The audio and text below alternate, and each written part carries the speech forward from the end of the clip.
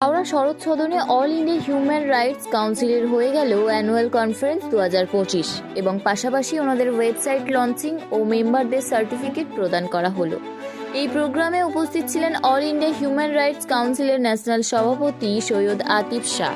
উনি জানালেন, আমরা মানব অধিকারের জন্য সব সময় লড়তে থাকি। আমাদের পরিকল্পনা হলো মানুষের জন্য কিভাবে লড়াই করা যায়।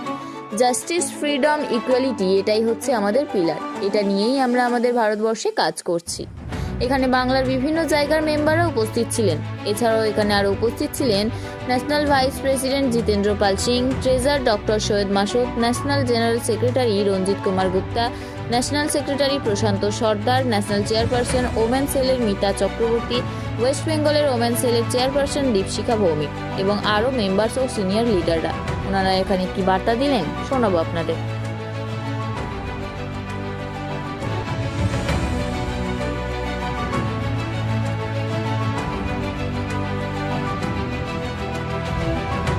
आज जो हम लोगों का all India human right council का एनुअल कॉन्फ्रेंस था कि हमारे जितने भी मेंबर्स हुए हैं, मेंबर्स के मतलब है सारे members including the position holder, क्योंकि हम लोग मेंबर्स पहले हैं, पोजीशन होल्डर बाद में हैं।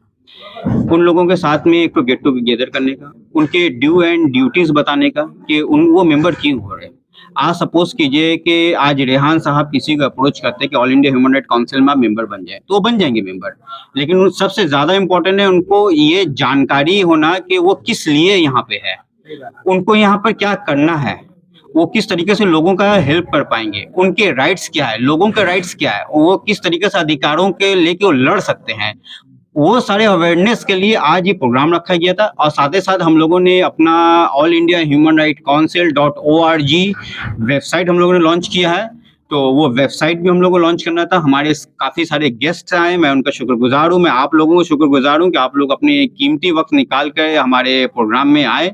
देखिए, हम सारे मुद्दे पे काम करेंगे। जो भी अधिकारों का बात होगा, जो भी अधिकारों का बात होगा, कहीं भी अगर किसी के अधिकार का खंडन किया जाएगा, तोड़ा जाएगा, उनके राइट्स को तोड़ा जाएगा, कानून का वॉल्यूशन होगा, हम उनके साथ में खड़े रहेंगे। चाहे वॉल्यूशन करने वाले जितने भी पावरफुल लोग क्यों ना हो, चाहे गवर्नमेंट हो, कोई मिनिस्टर हो, कोई अफसर हो, कोई भी हो। मैं किसी को टारगेट नहीं कर रहा हूँ, लेकिन आज इस राज्य का और इस देश का हालात बहुत खराब है। आज जगह जगह लोगों के अधिकारों को छीना जा रहा है, और छीनने वाले वही है जो पावर में बैठे हैं।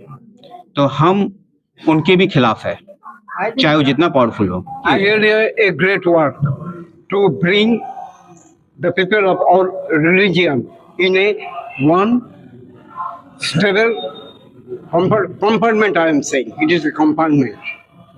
Okay, and আজকাল কিন্তু এরকম দেখতে পাওয়া খুব মুশকিল হয়ে যায়।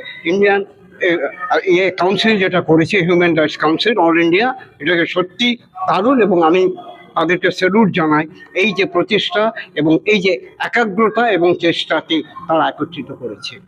কেননা দেখুন, আমি একজন ধর্মগুরু, আমি বলছি ঈশ্বর এক, ডাকার পদ্ধতি কিন্তু আলাদা আলাদা। কেউ মন্দিরে, কেউ মসজিদে, কেউ গির্জায়, কেউ গুরুদ্বারে গিয়ে ডাকে, কিন্তু এই নিয়ে কিন্তু আমরা মারামারি, কাটাকাটি, হানাহানি করি। করার কোনো দরকার হয় না, কেননা स्तुति आराधना ऊपर जाते हैं, आशीष लेकर नीचे आते हैं। whatever you pray, it goes to the heaven and it's come down in blessing. আপনি যেখানে যেভাবেই করেন না কেন, আপনি মসজিদে যান, আপনি মন্দিরে যান, আপনি গির্জায় যান, আপনি গুরুদ্বারে যান, আপনি ডমে যান, ডিফারেন্স কিন্তু নেই। কিন্তু আমরা ডিফারেন্সটা তৈরি করে দিচ্ছি, এবং স্পেশালি অনেক ধর্মগুরুরাও আছে, তারাও কিন্তু এই ধর্মটাকে কিন্তু ধর্মান্তরিত করার চেষ্টা করছে, যেটার আমি বিরুদ্ধ, এবং অল ইন্ডিয়া হিউম্যান রাইটস কাউন্সিলও কিন্তু এর বিরুদ্ধে। तो ह्यूमन राइट्स के पक्ष में यही कहना है, मानुष को अपना शक्ति जगाना पड़ेगा। हाँ, मानुष का जो अधिकार ह्यूमन राइट्स, वो मानुष को जगाना ही पड़ेगा, क्योंकि प्रत्येक मानुष ही है देवता, gods we are feeling. So they are को शिक्षा करने पड़ेगा, उनको बुझाने पड़ेगा कि तुम्हारा कोई अलग नहीं है, तुम्हारा अधिकार सब कुछ है, तुम मानुष है, तुम ज्ञानी है, यही बुझाने पड़ेगा।